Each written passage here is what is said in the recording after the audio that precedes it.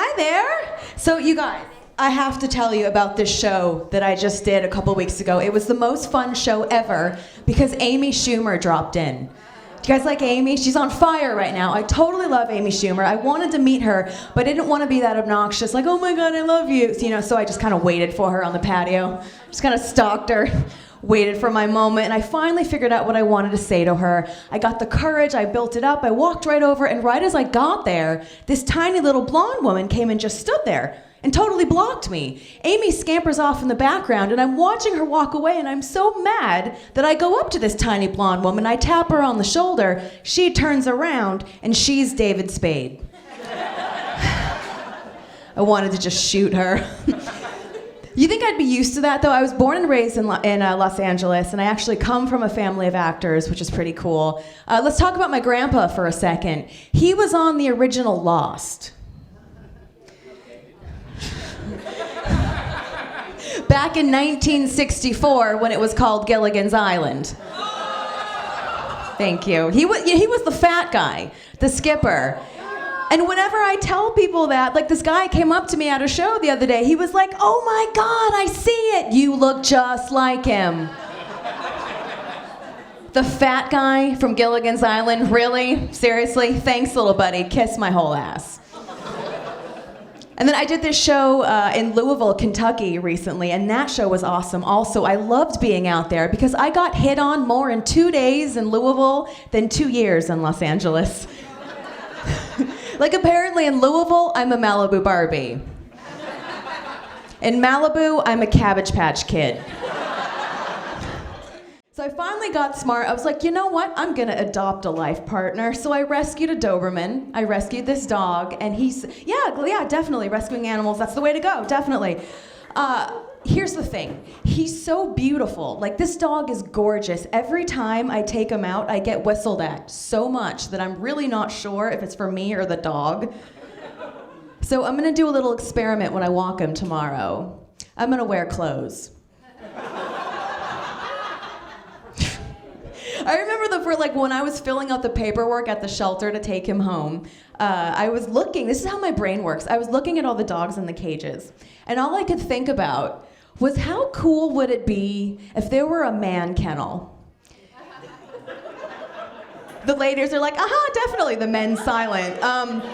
But go with me on this, because here's the thing, they would warn you about their negative qualities right off the bat. You know? Right? Like if they stray, if they're aggressive, if they're a musician. I've dated so many musicians, which is why I think I decided to get a dog. Oh, we have some drummers in the crowd. Fantastic. So I was like, you know what? Clearly I'm dating the wrong kind of guy. Maybe I should look for another group. So I went online and I took one of those personality quizzes. You guys, I took the which Disney prince is your true love? I got Flynn Rider.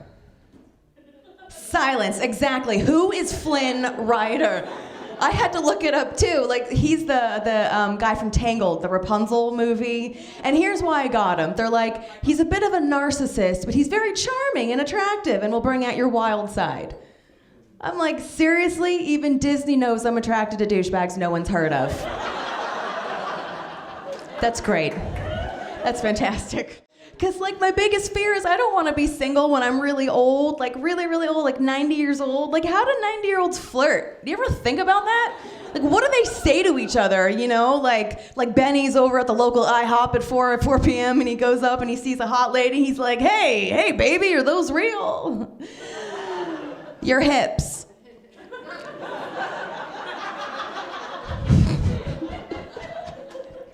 I know, that was fun. And I was watching Frankenstein the other day, and that movie gave me some ideas, because I'm like, what if it were a woman doctor? You know, like what if forget Build-A-Bear, I want to build a boyfriend, you know? Like what if I could just build my own man? Like what would I want? I had to give it some thought, and I was like, okay, I would want the legs of Kellen Lutz, the abs of Ryan Reynolds, and the loyalty of Hillary Clinton.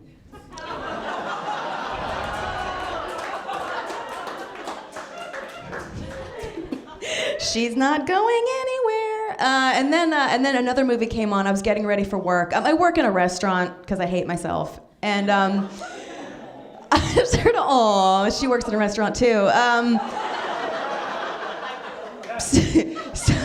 So I was watching a movie getting ready, and I realized something. You know you genuinely don't want to go somewhere when you'd rather stay home and watch Con Air.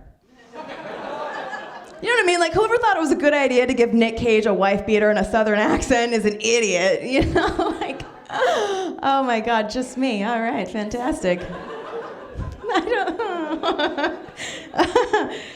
Here's why I don't like my job. It's because I have to deal with ridiculous people. Like, really, I work in Studio City. It's very, like, pretentious, a lot of money there. Perfect example, this woman came in the other day. She wanted to sit on the patio as the sun was setting. And she stopped me. She's like, excuse me, the sun, it's like in my face. All right, ma'am, would you like to go inside? She's like, no, I'm enjoying the nature. Like, I didn't know the CVS parking lot in Laurel and Ventura was nature, but that's what you want to call it? Okay. She stops me 2 minutes later. She's like, excuse me, hi, the sun, it like moved. All right, ma'am, well, I can lower the blind, but it's probably gonna happen again. She actually stops me 2 minutes later and is like, excuse me, the sun, it like totally moved against the finally. I was like, ma'am, this is Earth. Like, I don't know what you want me to do, you know? Like, and then I actually heard a conversation between her and her friend. She turns to her friend, she's like, Ashley, I've been thinking about it and I would literally be such a good mom. Like, I literally want 18 children. I was like, it's literally a vagina, not a clown car. Stop it. We don't need more of you. You know, and then there, I looked across and there was this man across the way and he needed a lemonade refill and I already got him like 4 or 5. And I look over and he's doing this.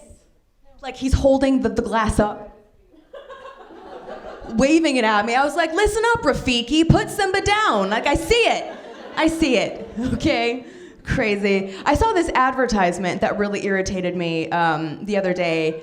It was an ad for Bic razors, and it was a picture of a woman in a business suit, and she looked all happy and smiling, and it said, Bic razors, look like a girl, act like a lady, think like a man, and work like a boss.